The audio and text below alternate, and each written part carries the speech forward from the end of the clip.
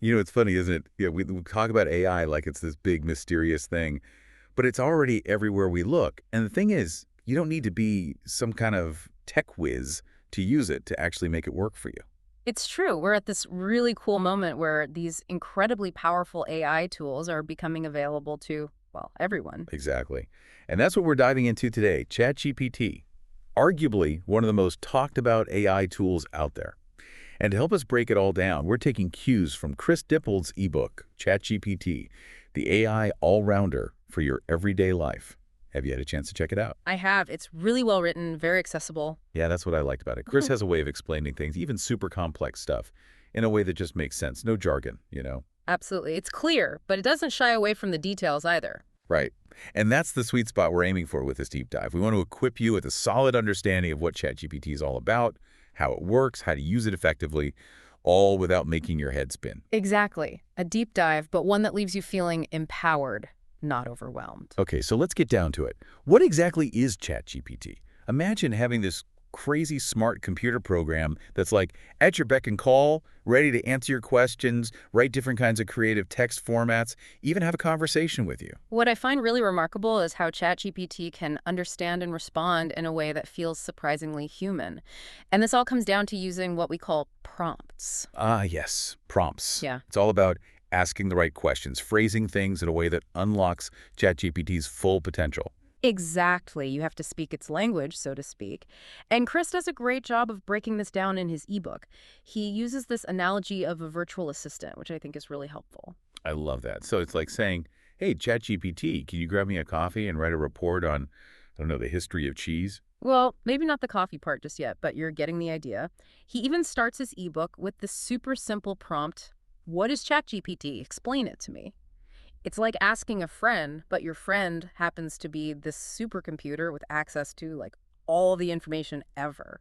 Okay, so how do we actually get started with this whole ChatGPT thing? It's surprisingly simple. Basically, all you need is an email address, a phone number to verify your account. That's it. Yeah, it's all about making it easy for anyone to jump in and start exploring. That initial spark of curiosity, that's what often leads to those aha moments. And once you're in, that's when things get really interesting. But before we jump into the nitty-gritty of crafting those killer prompts, let's take a second and talk about how ChatGPT actually works. Because you know what? Understanding the engine under the hood, even just a bit, makes those aha moments even more powerful, wouldn't you say? Absolutely, and it's all about context. Unlike a simple Google search where you type in keywords, ChatGPT remembers everything you've told it, like a conversation, right? Okay, see, that's what blew my mind when I first started using it. It's not just going back to square one every time you ask it something new. Yeah. It's actually building on what you've already talked about. Exactly, which is why just typing in any old question won't cut it. You've got to, like you were saying, speak its language. And this is where Chris's prompt formula examples framework comes in. Okay, so this is how we go from ChatGPT newbie to ChatGPT ninja. I'm ready. Aha, that's the spirit. Think of it this way. The prompt is that initial question, that task you're giving it. But then comes the formula. This is where you get specific, you give it context, almost like you're giving ChatGPT a recipe for the exact answer you're looking for. Okay, so instead of just saying, write me a poem, I might say something like, write me a rhyming poem about a squirrel who's obsessed with collecting bottle caps. Now you're talking. You're giving it those creative constraints, that specificity, which leads to, in my experience, much more interesting results. And then there are the examples, which Chris is great at providing in his book. Real-world examples of how powerful these well-crafted prompts can be. It's like having this brainstorming buddy, but a brainstorming buddy who's also plugged into this massive database of information. But here's the thing that still gets me. It remembers. ChatGPT remembers the conversation history, so it's constantly learning, adapting. Right. And that's what makes it so powerful. Chris has this great example in his book about naming a coffee shop. So he starts with a basic prompt, and the results are okay, kind of generic. But then he adds a few specific details. He says, make it vegan, make it focused on locally sourced ingredients, and make it inspired by those 1920s Parisian cafes. And boom, the names ChatGPT comes up with are so much more creative. It's like ChatGPT is saying, okay, now you're speaking my language. Exactly. It goes from simply retrieving information to actually understanding your intent. That is so cool. Okay, so we've gone from zero to understanding how to talk to this thing and how it remembers what we're saying.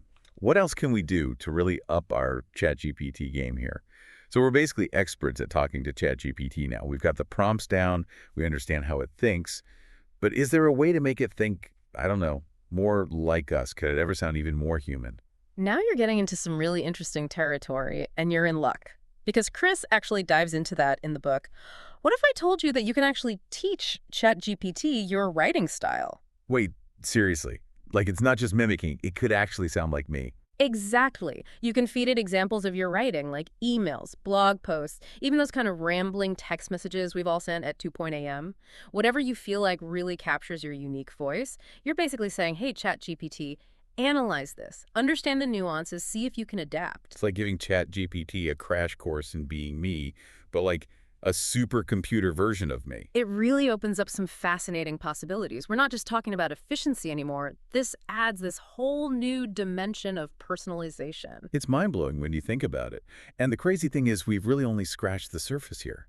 Dippold goes way beyond the basics. He dives into all sorts of mind-blowing applications, generating creative content like stories, poems. He even talks about using ChatGPT to craft dating app profiles. Right. And let's not forget about the productivity boost ChatGPT can offer. Chris talks about using it for time management, learning new skills, really just streamlining your workflow in general. It's like having a personal assistant, a creative director, and a productivity coach all rolled into one incredible package. I think it all comes back to remembering that ChatGPT is ultimately a tool, and like any tool, its potential really hinges on the skill and the imagination of the person using it. It's up to us to experiment, to push those boundaries, to see what's truly possible with this technology. And who knows, what ChatGPT can do today might be nothing compared to what it will be capable of tomorrow. Exactly.